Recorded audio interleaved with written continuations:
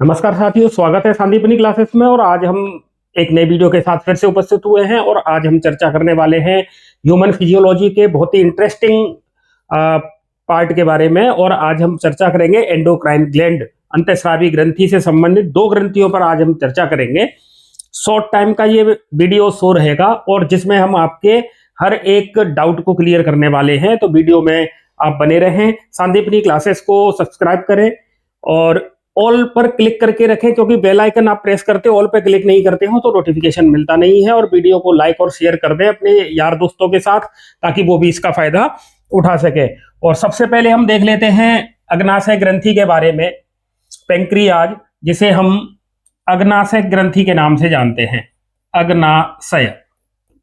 ठीक है, मैंने इधर एक डायग्राम ड्रॉ किया हुआ है और डायग्राम में हमको ये दिख रहा है कि ये लीफ लाइक स्ट्रक्चर के फॉर्म में पेंक्रियाज है, जो कि आमाशय के जस्ट नीचे मौजूद रहता है। आपने देखा है छोटी कक्षाओं से हम इसके बारे में थोड़ा थोड़ा पढ़ते हुए आ रहे हैं, तो इसकी नॉलेज तो अपन को है।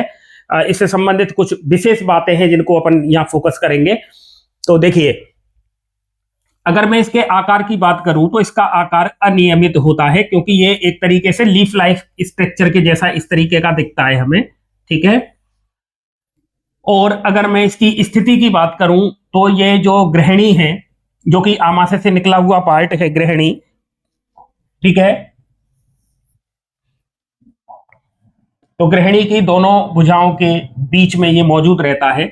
जैसे अपन इधर अगर स्टोमक को ड्रॉ कर ले, ये स्टोमक है, ठीक है, और ये इसकी ड्यूडेनम, छोटी आंत का भाग है ये, तो इनके बीच में यहां पर ये इस तरीके से अग्नाशय लगा रहता है, लीफ लाइक स्ट्रक्चर है।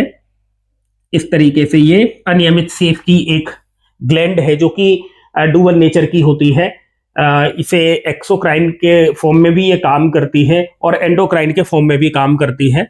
ठीक है, ये मतलब अगर हम ग्रंथियों में इसकी चर्चा करते हैं तो ये दूसरी सबसे बड़ी ग्रंथि है।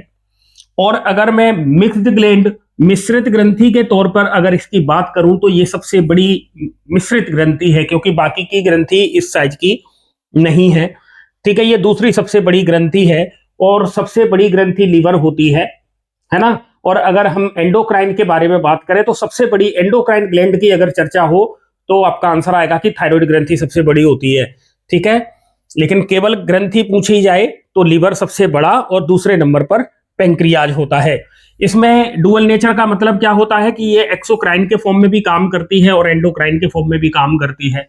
देखिए, हर एक क्वेश्चन, हर एक लाइन एक क्वेश्चन को रिप्रेजेंट करती है, इसलिए आप वीडियो में लास्ट तक बने रहें, शिद्दत के साथ वीडियो को देखते रहें।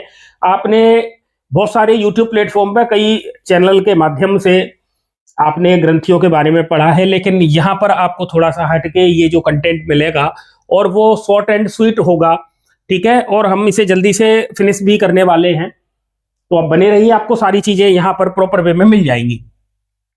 ठीक है, इधर देखिए, ये जो आपको येलो कलर से जो लाइन दिख रही है, ये ग्रहणी है।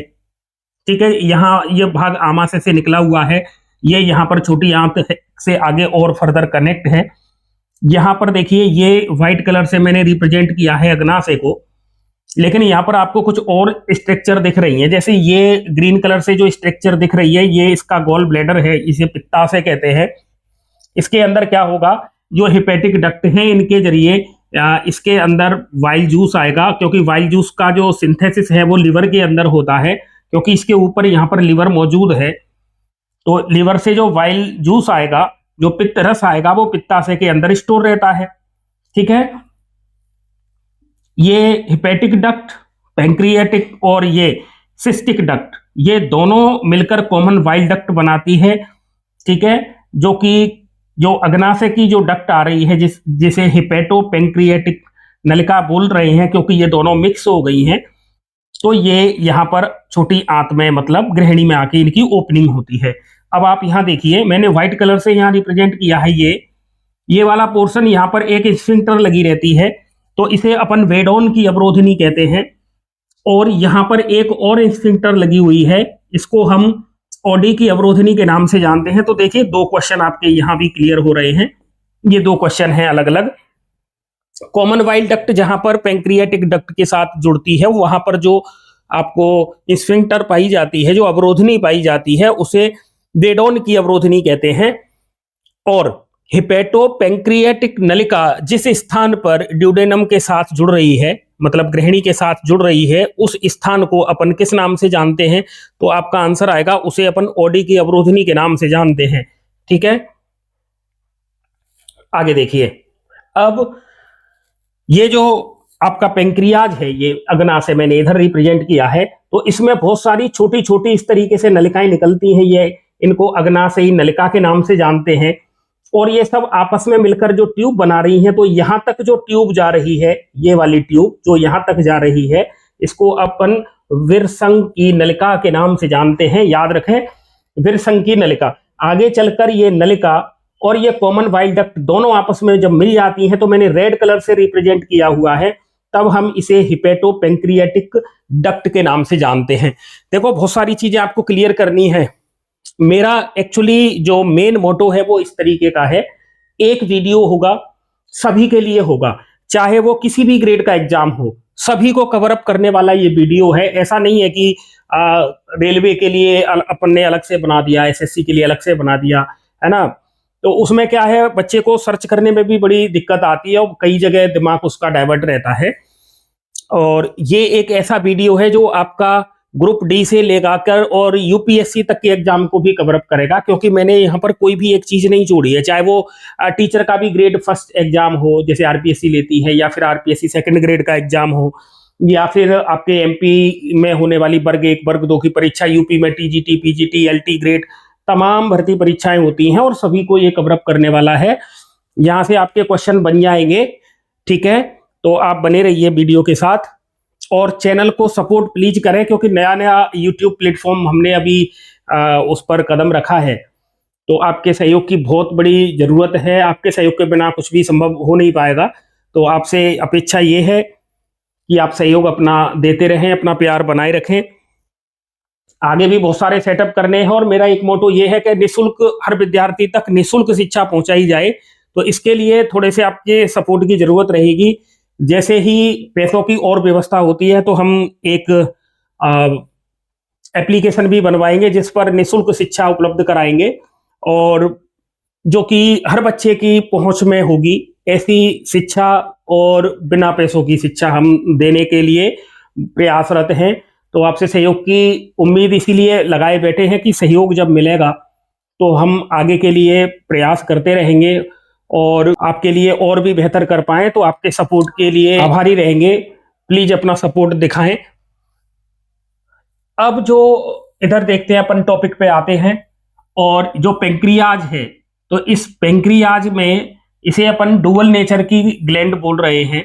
इसमें ये डुअल फंक्शन प्ले करती है। तो डुअल फंक्शन का मतलब क्या है? तो देखिए, इसका अधिकतम पार्ट लगभग 98% से 99% जो पार्ट है वो बहिस्रावी होता है, एक्सोक्राइन होता है, वो बहिस्रावी होता है। और लगभग 1 से 2% इसका भाग है वो अंतःस्रावी होता है, एंडोक्राइन होता है। ठीक है, तो इसीलिए हम इसे डुअल फंक्शन के चर्चा के तौर पर इसे जानते हैं। सबसे पहले हम इसके बहिस्रावी भाग को देखेंगे। ठीक है, बहिस्रावी जो भाग है, मैंने इधर लिखा है एक्सोक्राइन वाला जो भाग है, बहिस्रावी जो भाग है, देखिए 99% भाग ये बनाता है। तो 98 to 99% आप इसको इस तरीके से याद रख सकते हैं। ठीक है, 98% से 99% जो पार्ट बनाता है वो एक्सोक्राइन का होता है। और एक्सोक्राइन को अपन हिंदी में बहिस्रावी कहते हैं, बहिस्रावी कहते हैं। ठीक है, देखिए बहिस्रावी का जो भाग है उसकी जो सेल्स हैं, उन सेल को अपन एसिनी के नाम से जानते हैं, एसिनर सेल्स, है ना। ये अग्नाशय रस का स्राव करती हैं, अग्नाशय रस का स्राव करती हैं। तो देखिए पहला क्वेश्चन यहीं से बनता है कि अग्नाशय रस कौन सी सेल से निकलेगा, तो आपका आंसर आएगा एसिनी के द्वारा। और अग्नाशय रस की पीएच कितनी है होती है? तो 7.5 to 7.8 ये इसकी पीएच की वैल्यू है। ठीक है, एसिनी की नलिका मिलकर अग्नाशयी नलिका बनाती हैं।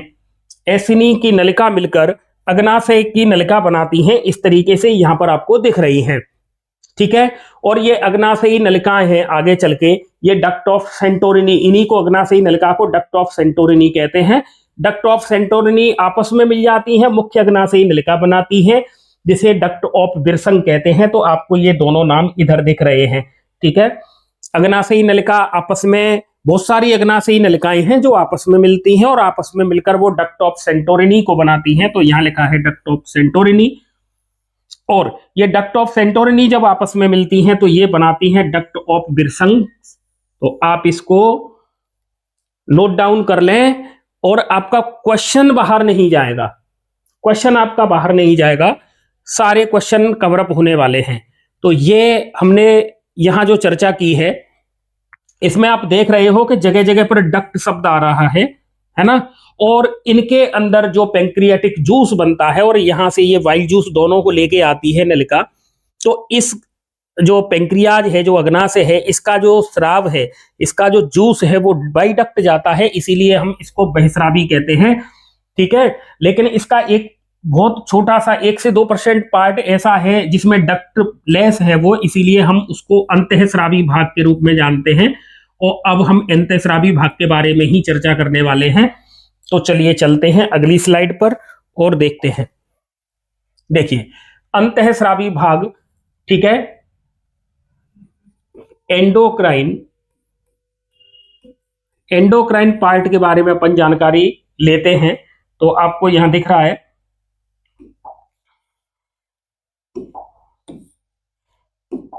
ये 1 से 2% भाग बनाता है, 1 से 2% भाग ये बनाता है, ठीक है।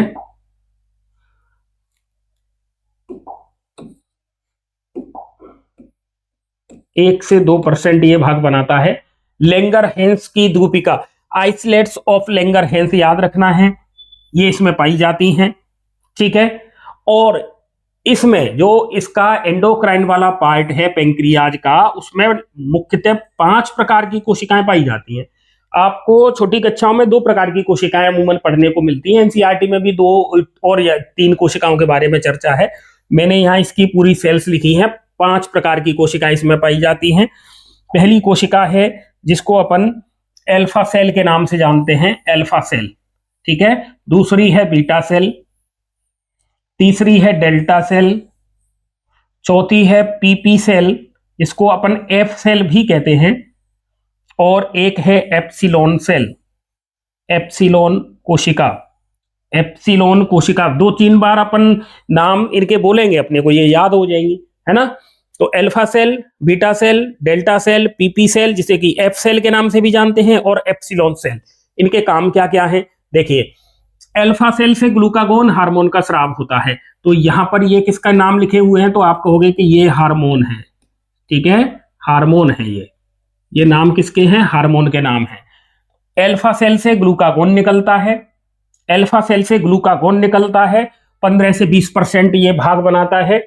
और इसका काम क्या है, तो ये क्या करेगा, ये ग्लूकोज के लेवल को बढ़ाता है, ग्लूकोज के लेवल को बढ़ाने का काम करता है। बीटा सेल से इंसुलिन निकलेगा, ठीक है, इंसुलिन ये ग्लूकोज के लेवल को, ये ग्लूकोज के लेवल को कम करता है, ठीक है। डेल्टा सेल, इससे सोमेटोस्टेटिन का स्राव होता है 3 से 10%। देखिए बीटा सेल से जो इंसुलिन निकलता है इसका भाग कितना है, अमाउंट 65 से 80, और डेल्टा सेल से सोमेटोस्टेटिन हार्मोन निकलता है 3 से 10%। पीपी सेल या एफ सेल, इनसे क्या निकलेगा, तो इनसे पर्शिएटिक पॉलीपेप्टाइड, और ये 3 से 5% है। ये पूर्व उत्पाद है अल्फा और बीटा सेल के लिए। तो अल्फा और बीटा सेल के लिए ये पूर्व उत्पाद का काम करता है, ठीक है। और लास्ट है एप्सिलॉन सेल। एप्सिलॉन सेल तो ये ग्रेवलिन का स्राव करती हैं, ग्रेवलिन का स्राव करती हैं, और 1% इसका स्राव है। सबसे कम एप्सिलॉन सेल का ही स्राव होता है।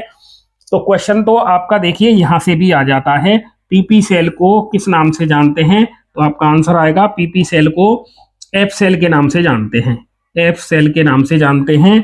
और अगर ऐसे आ जाए कि लैंगरहैंस की द्वीपिकाएं में टोटल कितनी कोशिकाएं हैं, तो आपका आंसर आएगा 5 प्रकार की कोशिकाएं पाई जाती हैं। कितने प्रकार की कोशिका पाई जाती हैं? 5 प्रकार की कोशिका पाई जाती हैं। ठीक है। लैंगरहैंस के द्वीप कहां पाए जाते हैं? तो पेंक्रियाज में पाए जाते हैं। अल्फा सेल से कौन सा हार्मोन निकलेगा? तो ग्लूकागोन निकलेगा। बीटा सेल से इंसुलिन निकलेगा। ठीक है। सोमेटोस्टेटिन का स्राव कौन करता है? तो डेल्टा सेल करती हैं। इस प्रकार से आप इसका स्क्रीनशॉट ले लें या फिर अपना नोट डाउन कर लें। और चलते हैं अगली स्लाइड की ओर। ठीक है। देखिए, पेंक्रियाज के हार्मोन, पेंक्रियाज के जो हार्मोन हैं वो सरल प्रोटीन होती है। क्या होती है? सरल प्रोटीन। तो क्वेश्चन ये भी बनता है। ठीक है। सरल प्रोटीन प्रकृति का हार्मोन होता है और इस हार्मोन का स्रावण जीएच के नियंत्रण में होता है। ठीक है। जीएच के नियंत्रण में होता है। इंसुलिन तथा ग्लूकागोन आपस में, इंसुलिन हार्मोन और ग्लूकागोन हार्मोन आपस में लिमिट, कंट्रोल, फीडबैक मतलब सीमा नियंत्रण, पुनर्निवेशन दर्शाते हैं। जैसे ग्लूकोज की मात्रा कम हुई बॉडी में, ग्लूकागोन एक्टिव, ग्लूकोज की मात्रा ज्यादा हुई, इंसुलिन एक्टिव। तो इस तरीके से ये आपस में एक दूसरे के अपोजिट काम कर ही रहे हैं। ठीक है। कीटोन बॉडीज ये कैसे बनती हैं हमारी बॉडी में? तो आपको याद रखना है, बसा का मतलब हो गया फैट। तो फैट का जब इनकम्प्लीट रूप से, वो अपूर्ण रूप से विखंडित होती है, तो अब ये कीटोन बॉडी बनती है। और मानव में इंसुलिन को किसने खोजा था? तो मानव में इंसुलिन की खोज करने वाले वैज्ञानिक का नाम था सान। चलो इधर थोड़ा सा देखते हैं अपन, मैंने नोट लगा के रखा हुआ है और ये 12th क्लास की एनसीईआरटी से लिया गया पॉइंट है। और इसमें देखिए, मानव निर्मित या कृत्रिम इंसुलिन मतलब फैक्ट्री के अंदर इंसुलिन बनाई गई है, तो इसे जानते हैं अपन ह्यूम्यूलिन के नाम से, क्योंकि ये ह्यूमन के लिए बनाई गई है। अमेरिका की एक कंपनी है जिसके द्वारा इसका प्रोडक्शन किया जाता है, उस कंपनी का नाम है एली लिली। ठीक है। और किससे बनाई गई है? तो आपका आंसर आएगा कि इसे ई कोलाई नाम के बैक्टीरिया से बनाया गया है। किससे बनाया गया है? ई कोलाई नाम के बैक्टीरिया के द्वारा इसको बनाया गया है। ठीक है, याद रखना है। अब देखिए, दोनों हार्मोन्स, एक इंसुलिन और एक ग्लूकागोन, मोस्ट इंपोर्टेंट हैं। आप कोई सा भी एग्जाम उठा के देख लीजिए, किसी ना किसी एग्जाम में ये मिलते ही है, इनसे संबंधित आंसर क्वेश्चन आपको मिलेगा। तो देखिए, ग्लूकागोन, तो ग्लूकागोन का सिक्रेशन कहां से हो रहा है? तो आपका आंसर आएगा अल्फा सेल से। ठीक है। और इसकी खोज, डिस्कवरी किसके द्वारा की गई थी? तो किम्बल के द्वारा की गई थी। किम्बल और मर्लिन, किम्बल और मर्लिन के द्वारा इनकी खोज की गई थी। और ये जो ग्लूकागोन हार्मोन है ये कैसा है? तो ये हाइपरग्लाइसीमिक हार्मोन है। हाइपरग्लाइसीमिक हार्मोन है। काम क्या करता है ये? इसका रोल क्या है? यह ग्लाइकोजिनोलाइसिस मतलब ग्लाइकोजन को तोड़ता है ये। और ग्लाइकोजन जब टूटेगा तो ग्लूकोज बनाएगा। इसका मतलब ये ग्लूकोज के लेवल को बढ़ाता है, इसीलिए हमने हाइपरग्लाइसेमिक लिखा है।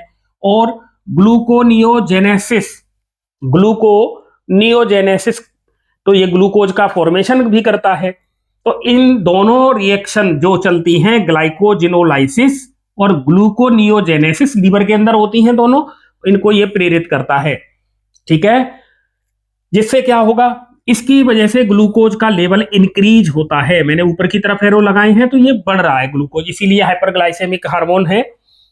रक्त में ग्लूकोज की मात्रा जब कम होती है तो ग्लूकागोन का स्राव अधिक होता है।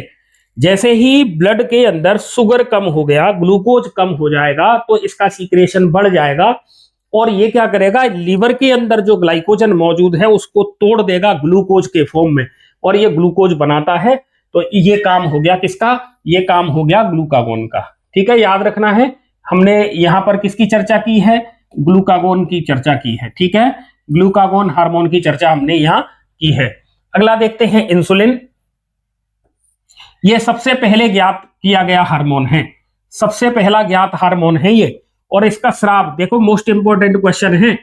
तो इसका स्राव बीटा सेल से होता है। यहां पढ़ते समय हमें ऐसा लगता है कि सरल सी बातें हैं और हमें ये तो आती है, लेकिन जब अपन एग्जाम हॉल में जाते हैं, वहां जब 4 ऑप्शन देखते हैं, क्योंकि एग्जाम सेंटर ने जो 4 ऑप्शन दिए हैं वो बड़े सोच विचार कर दिए हैं, और वहां ऐसा लगता है चारों के चारों पता नहीं कौन सा इसमें से सही है। अगर आपको सटीक आंसर नहीं आता है तो आप गलत करने के चांस ज्यादा रखते हो। ठीक है, तो इंसुलिन सबसे पहला ज्ञात हार्मोन का नाम क्या है? इंसुलिन है। स्राव कहां से होता है? तो आंसर आएगा बीटा सेल से। इंसुलिन का सत तैयार किया था तो उस साइंटिस्ट का नाम क्या है जिसने इंसुलिन का सत तैयार किया था? तो वेटिंग और वेस्ट इनके नाम है, याद रखना। और इंसुलिन को क्रिस्टल के फॉर्म में प्राप्त करने वाला, मतलब इंसुलिन के क्रिस्टल किसने तैयार किए थे? तो नाम आएगा एवेल का। एवेल ने ऐसा काम किया था। ठीक है, इंसुलिन अणु की रचना किसने बताई थी कि इंसुलिन की स्ट्रक्चर कैसी होती है, इंसुलिन का मॉलिक्यूल कैसा होता है? तो इसे बताने वाले थे सेंगर साहब। और जो इंसुलिन होता है इसमें कितनी श्रृंखलाएं होती हैं? तो आपका आंसर आएगा कि इंसुलिन में 2 श्रृंखलाएं पाई जाती हैं, एक अल्फा और एक बीटा। अल्फा क्योंकि पहली श्रृंखला है और पहला सगुन अपन 21 से करेंगे, सगुन के तौर पे 21 रुपए, 11 रुपए ऐसे ही तो देते हैं, तो हमें यहाँ 21 को याद रखना है। तो अल्फा सेल में अमीनो एसिड की संख्या होगी 21 और बीटा सेल में संख्या होगी 30। क्यों? क्योंकि इंसुलिन का जो मॉलिक्यूल है उसमें टोटल अमीनो एसिड होते हैं 51। कितने होते हैं? 51। तो ये इंसुलिन की जो श्रृंखलाएं हैं, अल्फा श्रृंखला और बीटा श्रृंखलाएं, ये आपस में डाइसल्फाइड बंध के द्वारा जुड़ी होती हैं। किससे जुड़ी हुई हैं? डाइसल्फाइड बंध के द्वारा जुड़ी रहती हैं। आप यहां देखिए, हर एक लाइन एक क्वेश्चन को तैयार कर रही है और इसी तरीके के क्वेश्चन आपको कॉम्पिटिटिव एग्जाम में मिलते भी हैं। तो वीडियो आपके बहुत उपयोगी और सहयोगी साबित होगा, इसीलिए आपसे एक ही निवेदन और बार बार वही निवेदन, संदीपनी क्लासेस को सब्सक्राइब कर लें, बेल आइकन को प्रेस कर लें और ऑल पर क्लिक करें जिससे नोटिफिकेशन आपको मिलता रहे। और अगर आपको किसी और टॉपिक पर इसी तरीके का शॉर्ट कंटेंट चाहिए तो आप कमेंट कर सकते हैं, आपके लिए हम प्रयास करेंगे कि उस पर बढ़िया बेहतरीन शॉर्ट एंड स्वीट टाइप का कंटेंट तैयार करें। तो ये हमने अभी तक अग्नाशय ग्रंथि के बारे में बात कर रहे हैं। अब अपन इधर देखते हैं, जो इंसुलिन ग्लाइकोजेनेसिस को प्रेरित करता है, क्योंकि उधर इंसुलिन से संबंधित बातें कुछ रह गई हैं तो वो इधर है। लिपोलाइसिस को बढ़ाता है, ठीक है। कीटोन बॉडी के निर्माण को ये कम करता है, क्योंकि फैट का जब ऑक्सीडेशन मतलब विघटन पूरी तरीके से नहीं होता है तो कीटोन बॉडी बनती है। तो कीटोन बॉडी क्योंकि हमारे लिए खतरनाक होती है तो इनके निर्माण को ये कम करता है। अगर इंसुलिन की मात्रा से कम हो जाए तो क्या होगा? डायबिटीज मेलिटस नाम की बीमारी होती है। और इसके लक्षण क्या हैं? ठीक है, तो देखिए, डायबिटीज मेलिटस का मतलब हो गया इंसुलिन कम हो गया तो रक्त में ग्लूकोज की मात्रा तो बढ़ जाएगी, इसका मतलब ये कंडीशन हो गई हाइपरग्लाइसीमिया। ठीक है, और ग्लूकोसूरिया मतलब यूरिन में ग्लूकोज जाएगा, क्योंकि डायबिटीज मेलिटस हुआ है तो रक्त में ग्लूकोज की मात्रा बढ़ना क्या कहलाता है? हाइपरग्लाइसीमिया। यूरिया में ग्लूकोज का जाना क्या कहलाता है? ग्लूकोसूरिया। ठीक है, डायूरेसिस या पॉलीयूरिया मतलब बार बार मूत्र का आना, डायूरेसिस या पॉलीयूरिया कहलाता है। पॉलीफेजिया, भूख अधिक लगती है उस मरीज को, इसी तरीके से वो कोमा में भी जा सकता है ना। और इम्यून सिस्टम उसका कैसा हो जाता है? तो वीक हो जाता है। ये इंसुलिन की कमी होने की वजह से ये सारे के सारे लक्षण उस व्यक्ति में आते हैं। तो देखिए, ये मोस्ट इंपॉर्टेंट लाइनें हैं, आप इसको याद करें। और अगर इंसुलिन की मात्रा ज्यादा हो जाए, अगर इंसुलिन की मात्रा ज्यादा स्रावित होती है तो इसे कहते हैं हाइपोग्लाइसीमिया, क्योंकि इसमें ग्लूकोज की मात्रा कैसी हो गई है? कम हो गई है। हाइपोग्लाइसीमिया, इसमें ब्रेन शॉक होता है, मतलब मस्तिष्क को आघात लगता है, मस्तिष्क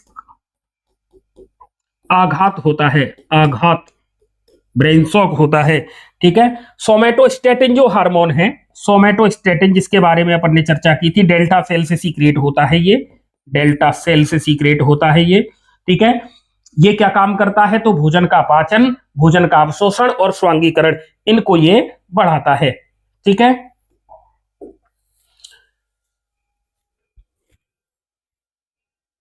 इस तरीके से हमने ये चर्चा की है, किसके बारे में? ये चर्चा हुई है अपनी अग्नाशय के बारे में, जो कि हमारी मिश्रित ग्रंथि है। ये देखिए, ये इसका डायग्राम है, आप यहां देख पा रहे हो। ये जो बाउंड्री है ये अग्नाशय है, लीफ लाइक स्ट्रक्चर के फॉर्म में ये मिलता है। ठीक है। ये कॉमन वाइल डक्ट जो कि कहां से, पित्ताशय से आ रही है ये, तो ये ऊपर पित्ताशय लगा हुआ है। ये पेंक्रियाटिक डक्ट है ना, और हेड ऑफ पेंक्रियाज इधर है। इसमें देखिए यहां से जो जाएगा वो पेंक्रियाटिक जूस होगा जो यहां पर आके मिक्स हो जाएगा, और इनके आसपास यहां पर आइसलेट्स ऑफ लैंगरहेंस पाए जाते हैं। ठीक है, आइसलेट ऑफ लैंगरहेंस, इनके द्वारा ये दिख रहे हैं आपको, बाहर की तरफ एसिनर सेल है और आइसलेट भी हैं। तो पेंक्रियाटिक आइसलेट, ये पेंक्रियाटिक आइसलेट ये जो आपको दिख रहे हैं, इनसे इंसुलिन, ग्लूकागॉन है ना, somatostatin, PP cell, F cell, ये सारी सेलें, alpha cell, beta cell, delta cell इसमें पाई जाती हैं, और ये एसिनर फॉर्म है जिससे पेंक्रियाटिक जूस निकलता है। ठीक है, इस तरीके को आपको ये याद रखना है, ये एसिनर सेल हैं, इनसे पेंक्रियाटिक जूस, ये जूस इस तरीके से आगे जाता है। तो ये आपको डायग्राम जो दिखाई दिया है, ये डायग्राम आपको याद रखना है। ठीक है, चलो अपन अब नेक्स्ट ग्लैंड के बारे में चर्चा करते हैं, और अगली ग्रंथि है हमारी मास्टर ग्लैंड, जिसे कि अपन पिट्यूटरी ग्लैंड के नाम से जानते हैं। पिट्यूटरी ग्लैंड, इसके बारे में अपन चर्चा करेंगे। ठीक है, पिट्यूटरी ग्लैंड, तो देखिए ये मटर के दाने के समान होती है। ये कैसी होती है, तो ये मटर के दाने, इसका आकार होता है मटर के दाने के समान। ये हाइपोथैलेमस से जुड़ी हुई रहती है। हाइपोथैलेमस ब्रेन का ही भाग है, डाइएन्सिफोलिन का आधार भाग होता है। अगर पुरुष में इसके वजन की बात की जाए तो 550 मिलीग्राम, और महिलाओं में इसकी बात की जाए तो 650 मिलीग्राम की ये होती है। स्थिति क्या है, इसकी लोकेशन क्या है, तो आप कहेंगे कि ये कपाल की स्फीनोइड बोन, हमारे कपाल में, स्कल की स्फीनोइड बोन की सेला टर्सिका नामक कैविटी में पाई जाती है ये।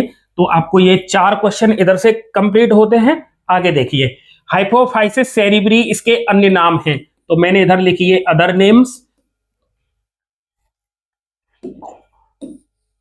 इसके अन्य नाम क्या हैं, इसके अन्य नाम देखें, अन्य नाम हाइपोफाइसिस सेरिब्री है ना।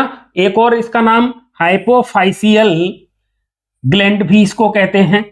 ठीक है, इसका कंट्रोल कौन करता है, तो आपका आंसर आएगा हाइपोथैलेमस कंट्रोल करता है, क्योंकि पिट्यूटरी ग्लैंड का कंट्रोल हाइपोथैलेमस करता है, इसीलिए हम इसे हाइपोफाइसियल ग्लैंड के नाम से भी जानते हैं। तो इसके अन्य नाम देखिए, एक तो ये हो गया, एक ये हो गया, और एक ये हो गया। हाइपोफाइसियल ग्लैंड के नाम से भी हम इसे जानते हैं। ये एंडोक्राइन ग्लैंड पर कंट्रोल करती है, बाकी की जितनी भी अदर एंडोक्राइन ग्लैंड हैं उन पर ये कंट्रोल करती है, इसीलिए हम इसे लीडर ऑफ एंडोक्राइन ऑर्केस्ट्रा कहते हैं। तो ये किसका अन्य नाम आ गया, लीडर ऑफ एंडोक्राइन ऑर्केस्ट्रा, या फिर हम इसे मास्टर ग्लैंड के नाम से भी जानते हैं। तो ये पीयूष ग्रंथि की सरफेस की जानकारी है, पिट्यूटरी ग्लैंड, जिसे हम पीयूष ग्रंथि के नाम से भी जानते हैं, पीयूष ग्रंथि। अब चलते हैं अगली स्लाइड पर, और अगली स्लाइड पर आप देखेंगे ये पीयूष ग्रंथि का डायग्राम है। पीयूष ग्रंथि का ये डायग्राम है, और इसमें देखिए ये मैंने इधर बनाया हाइपोथैलेमस। तो हाइपोथैलेमस से चूंकि ये जुड़ी रहती है, और जोड़ने वाली उस संरचना को कहते हैं अपन इनफंडिबुलम। तो यहां लिखा हुआ है इनफंडिबुलम, जो रेड कलर से आपको दिख रहा है। और पीयूष ग्रंथि में 2 लोब होती हैं, एक इधर वाली लोब है जो कि बड़ी होती है, ये लोब बड़ी है, आकार में बड़ी है, इसे हम अग्रपीयूष के नाम से जानते हैं। अग्रपीयूष जिसे एडिनो हाइपोफाइसिस कहते हैं। इसके 3 पार्ट हैं, इसके 3 पार्ट हैं, एक होता है पार्स ट्यूबरेलिस, एक होता है पार्स डिस्टेलिस जो कि इसका मुख्य भाग है, और एक होता है पार्स इंटरमीडिया जो हम मनुष्य में नहीं पाया जाता है, बाकी के जंतुओं में ये होता है। तो ये इधर आपको ये कलर से दिख रहा है, ये है पार्स इंटरमीडिया। इसके पीछे की तरफ वाले भाग को कहते हैं पश्च पीयूष, जिसे हम न्यूरो हाइपोफाइसिस के नाम से भी जानते हैं। और पश्च पीयूष में इसे अपन पार्स नर्वोसा कहते हैं। ठीक है, तो पश्च पीयूष या न्यूरो हाइपोफाइसिस में जो स्ट्रक्चर पाई जाती हैं उनके नाम हैं पार्स नर्वोसा, इनफंडिबुलम और मीडियन एमिनेंस। मीडियन एमिनेंस आपको ये दिख रहा है, मीडियन एमिनेंस। ठीक है, इनफंडिबुलम, जिससे कि ये हाइपोथैलेमस के साथ जुड़ी रहती है, और पार्स नर्वोसा इसका मेन पार्ट है। देखिए, ये पीयूष ग्रंथि से संबंधित इसके सारे के सारे भाग हमने यहाँ कवर किए हैं, सारे के सारे भाग यहाँ कवर किए हैं।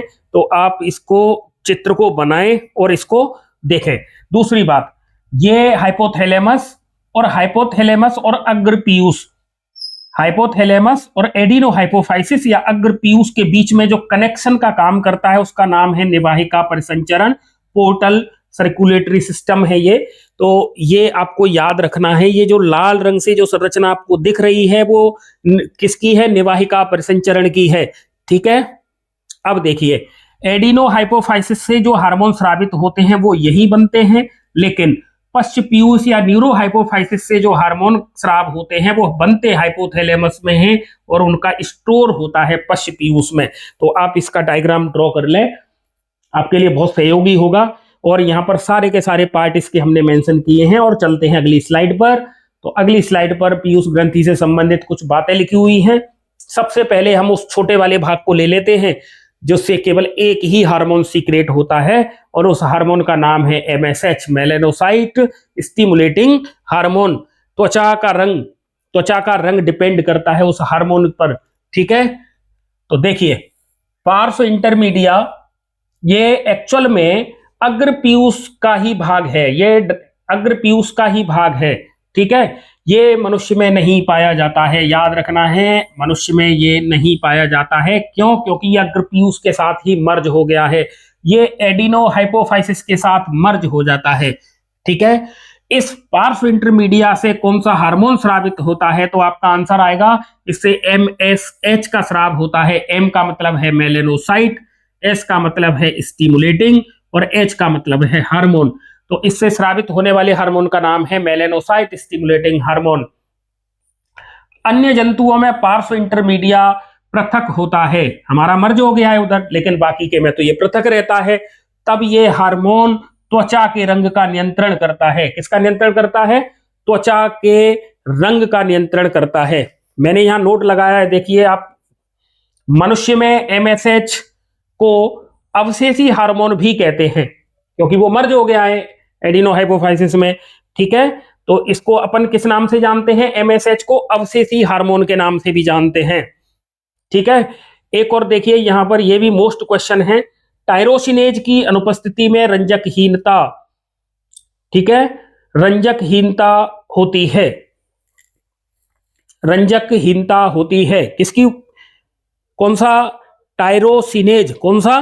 टायरोसिनेज। यहां देखिए, टायरोसिन जो अमीनो एसिड है वो टायरोसिनेज एंजाइम के द्वारा मेलेनिन वर्णक में बदल जाता है, मेलेनिन। और मेलेनिन जो वर्णक है, पिगमेंट है मेलेनिन, वो हमारी त्वचा के कलर को, त्वचा का कलर उसी पर डिपेंड करता है। जैसे इधर देखिए, जैसे कोई व्यक्ति लाइट स्किन वाला है और अगर वो व्यक्ति धूप में चला जाए तो MSH उसमें क्या करेगा? ये जो इसके अंदर मेलेनिन का पिगमेंट है, जो मैंने यहां एक डॉट के रूप में बताया है क्योंकि ये एक जगह इकट्ठा था, लेकिन लाइट स्किन का व्यक्ति ये जब धूप में जाएगा तो क्या होगा? ये मेलेनिन फैल जाएगा चारों तरफ, तब उसकी जो स्किन है उसका कलर कैसा हो जाएगा? डार्क कलर हो जाएगा, क्योंकि मेलेनिन पिगमेंट जो है वो फैल चुका है। ठीक है, और अगर ये व्यक्ति छाया में आ जाए, अगर ये व्यक्ति छाया में आ जाए तो ये जो मेलाटोनिन हार्मोन है जो कि पिनियल ग्लैंड से निकलता है, ये तो इसका जो मेलेनिन है वो एक साथ इकट्ठा हो जाएगा, तो उसकी स्किन फिर लाइट हो जाएगी, स्किन उसकी गोरी हो जाएगी, इधर थोड़ी सी काली हो गई है, इधर गोरी हो गई है। तो इस तरीके से इसका जो पिगमेंट है, मेलेनिन पिगमेंट, वो इस तरीके से मूव करता है। अगर अपन धूप में रहते हैं तो ये फैल जाता है, और अगर अपन ज्यादातर छाया में रहते हैं तो ये एक स्थान पर एकत्रित हो जाता है। ठीक है, अगली बात, MSH रिलीजिंग फैक्टर, ये इसको प्रेरित करेगा और इनहिबिटरी फैक्टर से संदमित करता है। संदमित मतलब रोकना। MSH का स्राव ज्यादा होना है तो ये एक्टिव होगा, और कम स्रावित होना है तो ये एक्टिव होगा, याद रखना है। अगली नोट फिर लगाइए हमने, देखिए, मेलेनिन वर्णक हमें UV रेज से बचाता है। मेलेनिन जो पिगमेंट है वो हमें कौन सी किरणों से बचाता है? UV किरणों से बचाता है, क्योंकि ये किरणें हानिकारक होती हैं। यूवी किरणें, ठीक है। अगला, मेलेनिन का संश्लेषण टायरोसिन अमीनो एसिड से होता है। अगर ये भी क्वेश्चन आ जाता है, मेलेनिन जो पिगमेंट है वो कौन से अमीनो एसिड से बनता है, तो आंसर आएगा टायरोसिन। कौन सा एंजाइम बनाएगा, तो टायरोसिनेज एंजाइम बनाएगा। तो इस तरीके से आप इसका स्क्रीनशॉट ले सकते हो। बहुत ही महत्वपूर्ण जानकारी है और हमने पार्स इंटरमीडिया से संबंधित चर्चा यहां पर की है। अगली स्लाइड में चलते हैं और देखते हैं एडिनो हाइपोफाइसिस के हार्मोन देखते हैं, मतलब अग्रपीयूष के हार्मोन। अग्रपीयूष के हार्मोन कौन कौन से हैं, ठीक है। अग्रपीयूष के हार्मोन छोटी कक्षाओं में हम एक ग्रोथ हार्मोन जिसे वृद्धि हार्मोन कहते हैं उसके बारे में पढ़ते हुए आए हैं, लेकिन यहाँ पर बहुत सारे हार्मोन्स मिलेंगे तो हम सबकी चर्चा एक एक से करेंगे। पहला हार्मोन है थायराइड स्टिमुलेटिंग हार्मोन। देखिए मैंने एग्जाम ओरिएंटेड सारा शॉर्ट कंटेंट लिया है, तो आपको बस इसी हिसाब से पढ़ना है, ठीक है। Thyroid stimulating hormone, thyroid stimulating hormone आपको पता है ये थायराइड पर काम करने वाला है। तो इसका स्राव कहां से होता है, आप कहोगे पार्श्वडिस्टेलिस से। पार्श्वडिस्टेलिस से मतलब अग्रपीयूष का ही भाग है पार्श्वडिस्टेलिस। इसका टारगेट ऑर्गन्स क्या है, तो आपका आंसर आएगा थायराइड। थायराइड ग्रंथि पर यह टारगेट करता है, थायराइड ग्रंथि पर यह काम करता है, ठीक है। कार्य क्या करता है, थायरोक्सिन के स्राव को यह कंट्रोल करता है, क्योंकि थायराइड ग्रंथि से हार्मोन निकलेगा थायरोक्सिन, थायरोक्सिन के स्राव को कंट्रोल करेगा टीएसएच। टीएसएच की फुल फॉर्म है थायराइड स्टिमुलेटिंग हार्मोन। इसका स्राव होता है पार्श्वडिस्टेलिस से। पार्श्वडिस्टेलिस कहां पाया जाता है, तो एडिनो हाइपोफाइसिस का ही भाग है। इसका लक्ष्य होता है थायराइड ग्लैंड। तो यह हुआ पहला हार्मोन। दूसरे हार्मोन का नाम है adeno corticotropic hormone ACTH. Adeno corticotropic hormone ACTH, तो इसे कहते हैं एड्रीनो कोर्टिकोट्रोपिक हार्मोन एसीटीएच। याद रखना, बार बार नाम बोलोगे तो याद हो जाएंगे। इसका भी स्राव कहां से होता है, तो अग्रपीयूष से होगा, मतलब एडिनो हाइपोफाइसिस से होगा। एडिनो हाइपोफाइसिस के किससे होगा, तो पार्श्वडिस्टेलिस से होगा। इसका लक्ष्य क्या है, तो एड्रीनल का कॉर्टेक्स है। एड्रीनल का कॉर्टेक्स याद रखना, ऑप्शन में एड्रीनल का मेडुला भी मिलेगा, लेकिन और ये दोनों भी मिलेंगे, इस तरीके से आएगा। तो आपको याद रखना है केवल कॉर्टेक्स, मेडुला पर कंट्रोल नहीं करता, ये केवल किस पर करेगा, कॉर्टेक्स पर करेगा, क्योंकि मेडुला के हार्मोन अपने आप ही सीक्रेट हो रहे हैं, वो उनको यहां से कोई इंफॉर्मेशन नहीं दी जाती है, कॉर्टेक्स को दी जाती है। तो इसका लक्ष्य होगा एड्रीनल कॉर्टेक्स, मोस्ट है, मोस्ट याद रखना। कार्य क्या है, ये एड्रीनल कॉर्टेक्स की वृद्धि, उसके विकास मतलब उसका ग्रोथ कराएगा, उसका डेवलपमेंट कराने में ये सहायक होता है। एड्रीनल कॉर्टेक्स के हार्मोन के स्राव को कंट्रोल करता है, ठीक है। जैसे मिनरेलोकॉर्टिकॉइड, ग्लूकोकॉर्टिकॉइड और सेक्स हार्मोन, इनके स्राव को ये कंट्रोल करता है। तो हमने चर्चा कर ली है दो हार्मोन्स के बारे में, और तीसरे हार्मोन पर चलते हैं जिसका नाम है एफएसएच। एफ का मतलब है फॉलिकल, एस का मतलब है स्टिमुलेटिंग, एच का मतलब है हार्मोन। तो पुटकीय प्रेरक हार्मोन या फॉलिकल स्टिमुलेटिंग हार्मोन। स्रोत तो सेम है, एडिनो हाइपोफाइसिस। एडिनो हाइपोफाइसिस का पार्श्वडिस्टेलिस इसको सीक्रेट करता है। इसके लक्ष्य ऑर्गन देखो मेल में अलग होंगे, फीमेल में अलग होंगे। मेल में होता है सेमिनिफेरस ट्यूब्यूल्स जो कि टेस्टिज या वृषण में पाई जाती हैं, और फीमेल में होंगी फॉलिकल या ग्राफियन सेल्स, फॉलिकल सेल्स। कार्य क्या करता है ये, तो देखिए मेल में ये स्पर्म के फॉर्मेशन में सहायक होता है, शुक्राणु के निर्माण में ये सहायक होता है, और सेमिनिफेरस ट्यूब्यूल्स जिन्हें शुक्रजनक नलिका कहते हैं उनकी ग्रोथ कराता है, उनका डेवलपमेंट कराता है। इसी प्रकार से जो फीमेल है उसमें एस्ट्रोजन, ठीक है, इसके सिक्रेशन को ये कंट्रोल करता है। ग्राफियन फॉलिकल में ये ग्रोथ कराता है और डेवलपमेंट कराता है। ये काम है किसके, एफएसएच के, एफएसएच। और अगला हार्मोन है नंबर 4 पर, देखिए एलएच।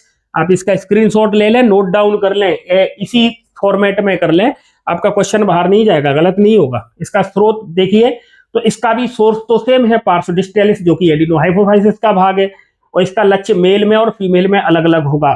देखिए ऐसे याद रखेंगे, मेल में एलएच लीडिंग सेल पर कार्य करता है, ठीक है, इंटरस्टिशियल कोशिकाओं पर यह कार्य करता है, इसीलिए मेल में एलएच को आईसीएसएच के नाम से जानते हैं, आईसीएसएच के नाम से जानते हैं, ठीक है। Interstitial cell stimulating hormone.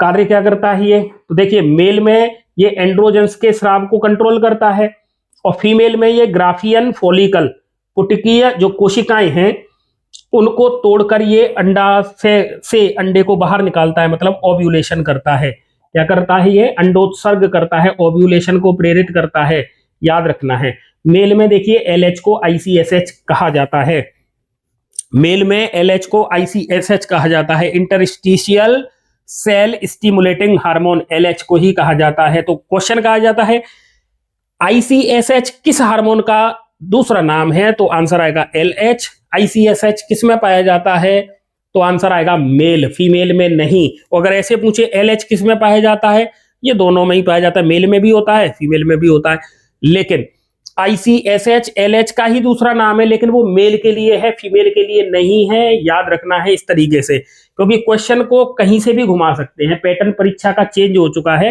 पुरानी वाली कहानी अब खत्म हो चुकी है, इसलिए आपको थोड़ा सा एडवांस लेवल का और स्मार्ट स्टडी करनी पड़ेगी सिलेक्शन लेने के लिए। अगला देखिए, अगले हार्मोन का नाम है पीआरएल, जिसे कहते हैं प्रोलैक्टिन हार्मोन। इसी का दूसरा नाम है एलटीएच, इसे कहते हैं लैक्टोट्रोपिक हार्मोन। इसी का अगला नाम है लैक्टोजेनिक हार्मोन। इसी का अगला नाम है मेमोट्रोपिक हार्मोन।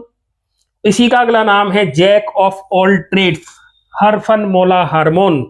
देखिए कितने नाम है, एक ही हार्मोन है, नाम 5 है।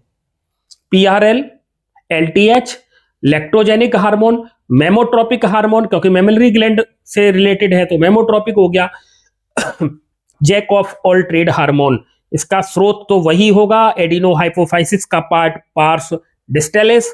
इसका टारगेट ऑर्गन है मेमोरी ग्लैंड, स्तन ग्रंथियां। कार्य इसका है स्तन ग्रंथि मतलब मेमोरी ग्लैंड की ग्रोथ कराएगा, डेवलपमेंट कराएगा मतलब वृद्धि कराएगा, विकास कराएगा, और ये दुग्ध का फॉर्मेशन कराता है, दुग्ध का फॉर्मेशन कराता है।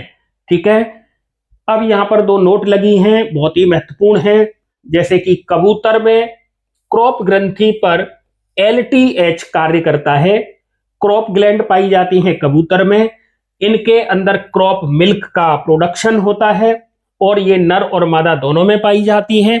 इस क्रॉप मिल्क को कबूतर अपने बच्चे को अपनी चोंच से खिलाता रहता है, आपने देखा होगा। प्रोटोथीरियन जो स्तनधारी हैं, इनमें मेल में भी स्तन ग्रंथियां विकसित होती हैं, तो इसे हम गाइनिको मैस्टिज्म के नाम से जानते हैं। जो प्रोटोथीरिया के जो स्तनधारी हैं उसमें मेल और फीमेल दोनों में मेमोरी या स्तन ग्रंथि पाई जाती हैं, तो अगर दोनों में ये पाई जाती हैं और दोनों में ये एक्टिव रहती हैं तो हम इसे गाइनिकोमैस्टिज्म के नाम से जानते हैं। ये हार्मोन नंबर 5 यहाँ पर कंप्लीट होता है। ये विशेष नोट हैं जिनको आप याद करके रखें। ठीक है, और चलते हैं अगले प्रश्न की तरफ, और अगले हार्मोन का नाम है जीएच। क्योंकि हमने इसे छोटी कक्षाओं में पढ़ रखा है इसलिए मैंने इसे सबसे बाद में लिया है।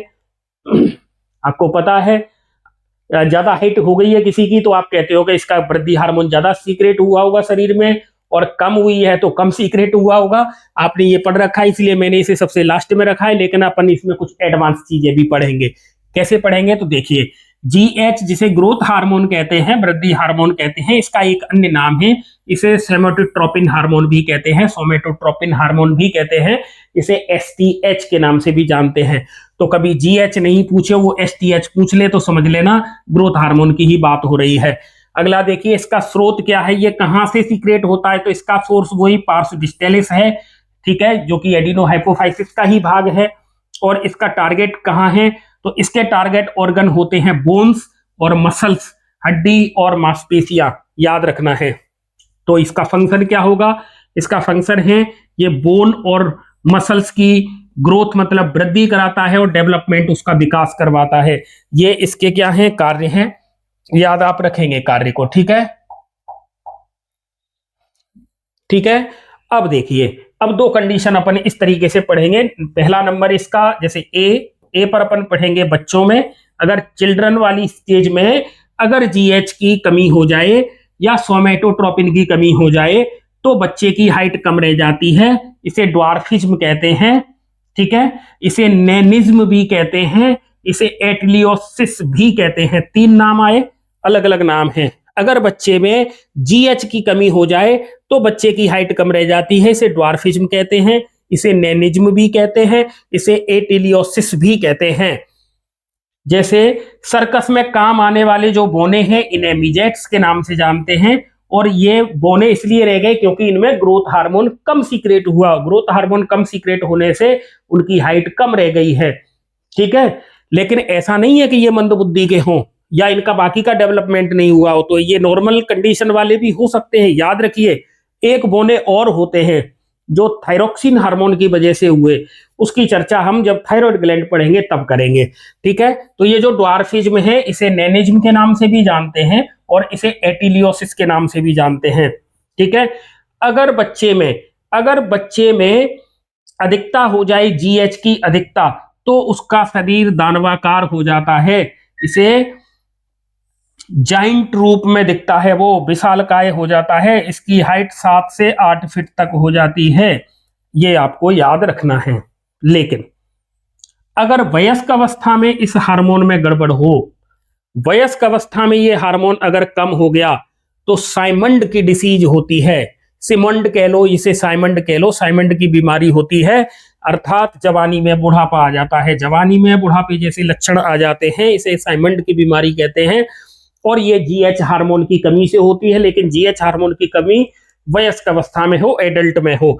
और अगर एडल्ट स्टेज में इसकी अधिकता हो जाए तो एक्रोमेगेली नाम से एक बीमारी होती है, इसे काइफोसिस भी कहते हैं। काइफोसिस मतलब कुबड़ हम्प निकल आता है, पीठ पर हम्प जैसी स्ट्रक्चर निकल आती है, काइफोसिस, एक्रोमेगेली। चेहरे की हड्डियां, अस्थियां बढ़ जाती हैं, बेडोल शरीर हो जाता है, उसे एक्रोमेगेली के नाम से अपन जानते हैं। तो ये अपन ने चर्चा की है किसके बारे में, आपका आंसर आएगा सर ये जीएच के बारे में चर्चा हो गई है। ठीक है, अगला देखिए, अब पश्च पीयूष का भाग बचा है, न्यूरोहाइपोफाइसिस कहते हैं, और न्यूरोहाइपोफाइसिस के जो हार्मोन हैं उनके बारे में हम चर्चा करेंगे।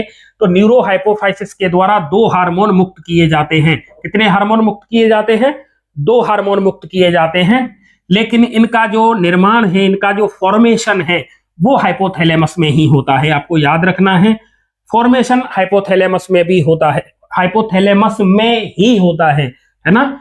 सुप्रा ऑप्टिक जो न्यूक्लियाई हैं जो हाइपोथैलेमस में पाई जाती हैं, और पैरावेंट्रिक्यूलर न्यूक्लियाई कहां पाई जाती हैं? आप कहोगे हाइपोथैलेमस में पाई जाती हैं।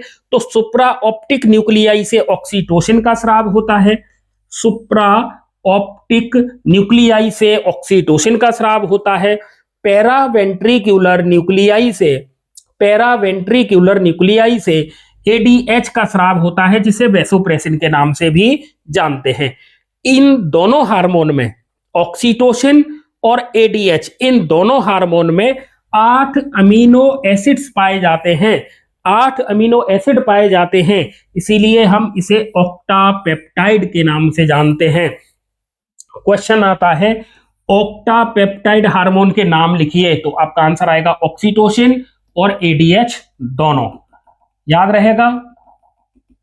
चलो याद रहेगा, ठीक है। आगे देखिए, ऑक्सीटोसिन हार्मोन जिसे कि हम पिटोसिन के नाम से जानते हैं, ऑक्सीटोसिन का दूसरा नाम पिटोसिन भी है, याद रखना। ये केवल फीमेल में पाया जाता है, केवल फीमेल में पाया जाता है। और काम क्या करता है? तो शिशु जन्म में ये सहायक होता है, शिशु जन्म में ये सहायक होता है और दुग्ध का स्राव करवाता है, दुग्ध का स्राव करवाता है। दूसरा हार्मोन है वैसोप्रेसिन हार्मोन, जिसे हम एडीएच के नाम से भी जानते हैं, एंटी डायूरेटिक हार्मोन, इसे पिट्रेसिन भी कहते हैं, इसे पिट्रेसिन भी कहते हैं। ये डीसीटी में जल अवशोषण, वाटर के एब्जॉर्ब का कंट्रोल करता है, नियंत्रण करता है। अब डीसीटी क्या है? तो आप कहेंगे जो डीसीटी है ये किसका भाग है? नेफ्रॉन का भाग है। किसका भाग है? तो आपका आंसर आएगा ये नेफ्रॉन का भाग है, वृक्कक का भाग है, वृक्कक का भाग है डीसीटी। अगर इसकी कमी हो जाए, एडीएच की कमी हो जाए, वैसोप्रेसिन की कमी हो जाए, एडीएच की कमी हो जाए या पिट्रेसिन की कमी हो जाए, तो डायबिटीज इंसिपिडस रोग होता है, डायबिटीज इंसिपिडस रोग होता है। ठीक है, इसमें क्या होगा? मूत्र बहुत आता है, यूरिन बहुत आता है, इसीलिए हम इसे पॉलीयूरिया या डायूरेसिस के नाम से भी जानते हैं, पॉलीयूरिया या डायूरेसिस के नाम से जानते हैं। और वहीं पर अगर इसकी सांद्रता या इसकी मात्रा बढ़ जाए तो मूत्र की मात्रा कम हो जाती है, मूत्र की मात्रा कम हो जाती है, क्योंकि पानी को डीसीटी से ज्यादा बाहर एब्जॉर्ब कर लिया जाता है, इसीलिए फिर रक्त का आयतन और बीपी ये दोनों बढ़ना शुरू हो जाते हैं। ये था वैसोप्रेसिन के बारे में। तो ऑक्सीटोसिन को पिटोसिन कहते हैं, याद रखना, ऑक्सीटोसिन पिटोसिन, और वैसोप्रेसिन पिट्रेसिन, ऐसे याद रखना, ठीक है। Vasopressin pitressin, oxytocin pitocin. तो पिटोसिन और पिट्रेसिन स्पेलिंग में के आधार पर याद रखना, ऑक्सीटोसिन CINE, इस तरीके से, SSIN, ठीक है। अगली स्लाइड पर चलते हैं। अब अगली स्लाइड पे कुछ है नहीं, इसका मतलब हमने आज कवर कर लिया है पिट्यूटरी ग्लैंड को कंप्लीट। और पिट्यूटरी ग्लैंड से संबंधित कोई भी क्वेश्चन आपका गलत नहीं होगा, मैं आशा करता हूं। इसी प्रकार के वीडियो आपको मिलते रहेंगे, तो सांदीपनी क्लासेस को आप सब्सक्राइब करें, बेल आइकन को प्रेस करें और ऑल पर क्लिक करना ना भूलें, कमेंट करना ना भूलें। वीडियो आपको अच्छा लगा है, वीडियो को प्लीज लाइक करें, शेयर करें अपने दोस्तों के साथ, ताकि वो भी इसका फायदा उठा सके। मिलते हैं अगले वीडियो में, तब तक के लिए जय हिंद।